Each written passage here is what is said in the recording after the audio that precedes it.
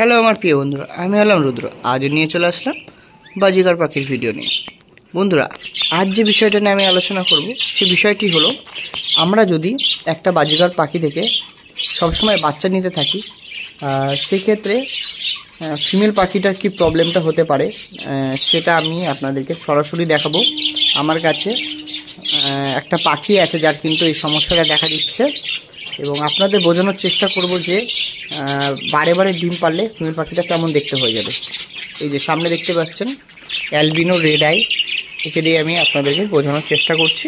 এবং এরপরেও আরেকটা পাখিও দেখাবো, সেটা হলো আপনার আছে পাইট বাজিকার পাখি।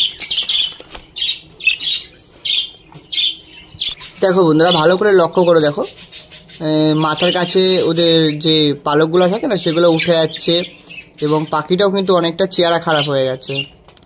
কারণ যেহেতু বন্ধুরা এরা বারে বারে তো বাচ্চা তোলে, অর্থাৎ 2 মাস পর পরই এরা ডিম দেওয়ার জন্য প্রস্তুত হয়ে যায়, মানে পূর্ণবয়স্ক হলে।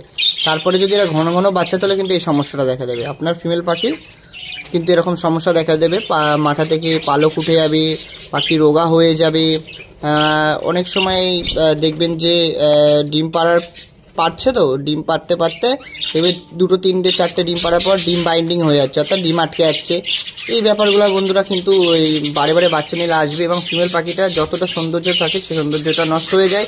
কারণ এরা যেহেতু বারে বারে খাবার খেয়ে সে খাবার উগলে বাচ্চাদের খাওয়ায়, সেহেতু যতটা ওদের দেহে খাবারের প্রয়োজন সেটা কিন্তু ঘাটতি কিন্তু থেকে যায়, যেহেতু ওদের বাচ্চাদেরকে অধিকাংশ খাবারটা খাইয়ে দেয়। দেখতে পেয়েছেন, এটা ছিল আপনার বন্ধুরা অ্যালবিনো রেড আই। দেখতে পেয়েছি 3টে বাচ্চা হয়েছে।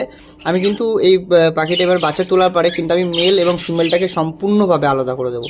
আর যাদের যাদের এরকম প্রবলেম হচ্ছে তারা সম্পূর্ণভাবে মেল এবং ফিমেলটাকে আলাদা করে রাখুন।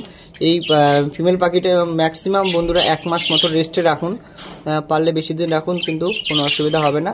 যদি এরকম না রাখেন তাই সেক্ষেত্রে কিন্তু এই সমস্যাটা দেখা দেবে। দেখতে পেয়েছো পাখির মাথাতে কিন্তু লোম উঠে যাচ্ছে এবং পাখিরা কিন্তু রোগা হয়ে যাচ্ছে। তার জন্য বন্ধুরা ওদেরকে সবসময় কিন্তু ক্যালসিয়াম দিয়ে রাখতে হবে, অর্থাৎ যখন রেস্টে রাখবে তখন ক্যালসিয়াম এবং খনিজ লবণ এবং ওদের যে সমস্ত শাকসবজি এগুলো দিতে হবে, যেমন আপনার সজনে পাতা, তারপরে তুলসী পাতা দেবেন সব মাঝে মাঝে। আর আপনাদেরকে দিতে হবে হলো দুব্বা ঘাস। এইগুলো কিন্তু প্রচুর পরিমাণে এর ভিতরে ক্যালসিয়াম এবং অ্যান্টিবায়োটিক থাকে, যার কারণে কিন্তু পাখিরা কিন্তু খুব ভালো থাকে। আর এই পাশে দেখতে পাচ্ছে এখানেও একটা পাখি, দেখো বারে বারে ডিম পাড়ার পরে এবং বাচ্চা তোলার জন্য দেখো কি অবস্থা হয়েছে। দেখো মাথা থেকে দেখতে বুঝতে পারবে, দেখো সব পালকগুলো উঠে যাচ্ছে মাথা থেকে, অর্থাৎ এদের বারে বারে যে রেস্ট নিতে পারছে না, একটা হাড়ির মধ্যে থাকছে, এবং যেহেতু এখন গরমও পড়ছে, এই সমস্ত ব্যাপারে কিন্তু পাখিদের কিন্তু এই প্রবলেমটা হচ্ছে যে মাথা থেকে লোম উঠে যাচ্ছে। দেখো দেখতে পাচ্ছি, এটা সম্পূর্ণভাবে ক্যালসিয়ামের জন্য।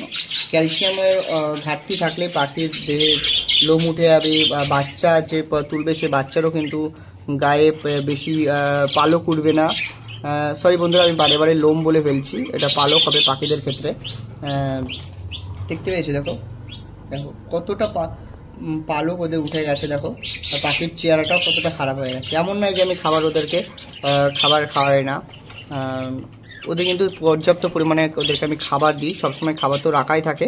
এছাড়া ওদেরকে আমি শাকসবজি খাওয়াই, তবুও কিন্তু এই সমস্যাটা হচ্ছে। এই দেখো এখানে দেখতেই পাবে পাটিতে কিন্তু এই যে ক্যালসিয়াম কিন্তু দেওয়াই আছে, ক্যালসিয়াম এবং খনিজ লবণে দেওয়া আছে এর ভিতরে, একটু ওদের খাবারটা পড়েছে। ধরপুক থাকা সত্ত্বেও এদের এই প্রবলেমটা হচ্ছে। এই প্রবলেমটা বন্ধুরা হওয়ার প্রথম কারণ হলো এদের রেস্ট, অর্থাৎ রেস্ট না নেওয়ার জন্য কিন্তু এই সমস্যাটা হয়। বুঝতে পেরেছো তো? রেস্ট না নেওয়ার জন্য বারে বারে মেল পাখিটা অর্থাৎ ব্রিডিং করে, ব্রিডিং করার পরপরই কিন্তু এরা আবারও ডিম পাড়ার জন্য প্রস্তুত হয়ে যায়, অর্থাৎ বাচ্চা থাকাকালীন অবস্থায় ডিম পাড়ার জন্য প্রস্তুত হয়ে যায়, তখন কিন্তু এই সমস্যাটা হয়। তাই আমার প্রিয় বন্ধুরা সবসময় একটা কাজ করবেন যে 2বার 3বার বাচ্চা নেওয়ার পরে সেই ফিমেল পাখিটাকে সম্পূর্ণভাবে রেস্টে রাখতে হবে, অর্থাৎ মেলটাকে আলাদা করে দিতে হবে। তাহলে কিন্তু আপনার ফিমেল পাখিটা খুব সুন্দর থাকবে। তাহলে কিন্তু এই দেখতে পাচ্ছ, আপনাদেরকে আমি পুরো তোমাদেরকে আমি দেখাচ্ছি পুরো লাইভ। দেখতে পাচ্ছ ফিমেল পাখিটার কি অবস্থা হয়েছে, দেখো একবার। দেখতে পেয়েছো কেমন কি অবস্থা হয়েছে, দেখো। তাহলে আমার প্রিয় বন্ধুরা, এবার থেকে কিন্তু আমরা ফিমেল পাখি থেকে 2বার থেকে 3বার বাচ্চা নেওয়ার পরে সেই ফিমেল পাখিটাকে কিন্তু আমরা আলাদা করে রাখবো। নাহলে কিন্তু এই যে আমার এই পাইট বাজিকার পাখিটা দেখতে পাচ্ছেন ফিমেল, এর মতন অবস্থা হবে। দেখতে পেয়েছো কতটা পরিমাণে পাখিটার মাথা থেকে পালক উঠে গেছে এবং চেহারা কতটা খারাপ হয়ে গেছে, দেখতে পেয়েছো? এই সমস্যাটা কিন্তু হবে, এক্ষেত্রে কিন্তু পাখির কিন্তু চেহারা একদম ভেঙে যায়, পাখি কিন্তু ভালোও থাকে না, অনেক সময় মারাও যেতে পারে। তাই আমাদেরকে 2বার থেকে 3বার বাচ্চা নেওয়ার পরে ফিমেল পাখিটাকে সম্পূর্ণ রেস্টে রাখুন। যতই আপনি ভালো খাবার দিন, যাই করুক না কেন, কিন্তু পাখি যদি রেস্ট না রাখেন আপনার পাখি কিন্তু চেহারা খারাপ হয়ে যাবে। এইভাবে কিন্তু পাখির মাথা থেকে পালক উঠে যাবে, এটা কিন্তু আপনাদেরকে কিন্তু খেয়ালে রাখতে হবে। তাহলে আমার প্রিয় বন্ধুরা, তাহলে অবশ্যই বুঝতে পেরেছেন আমরা বারে বারে বাজিকার পাখি থেকে বাচ্চা নিলে কী সমস্যা হতে পারে। তাহলে আমার প্রিয় বন্ধুরা, আজকের ভিডিওটা আমি এখানে শেষ করছি। তোমাদের সঙ্গে আবার আমার দেখা হচ্ছে নেক্সট ভিডিও নিয়ে। সুস্থ থাকো, ভালো থাকো।